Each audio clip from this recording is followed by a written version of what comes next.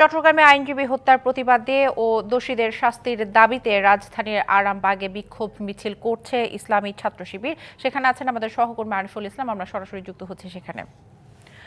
আরিফ, বিক্ষোভের বিষয়ে জানাবেন, পাশাপাশি জানাবেন এর পরবর্তীতে আর কোনো কর্মসূচি আছে কিনা। দিশা, আপনি দেখতে পাচ্ছেন যে শুরু হলো মাত্রই আসলে ইসলামী ছাত্র শিবিরের যে বিক্ষোভ মিছিল এবং কি সমাবেশ, সেটা কিন্তু মাত্র শুরু হলো। সেটা হচ্ছে এই মতিঝিল চত্বর থেকে সেটা আরামবাগ এবং কি ফকিরাপুর হয়ে বায়তুল মোকাররমের উত্তর গেটে গিয়ে শেষ হবে। মূলত যেটা হচ্ছে যে তাদের এই গণহত্যা 5ই আগস্টের পর যে গণহত্যা হয়েছে, সেই 5ই আগস্টের যে গণহত্যা হয়েছে সেই গণহত্যার বিচারের দাবিতে যারা যারা জড়িত আছে তাদেরকে প্রত্যেকের আইনের আওতায় এবং কি বিচারের দাবিতে তারা কিন্তু এই কর্মসূচি পালন করছেন।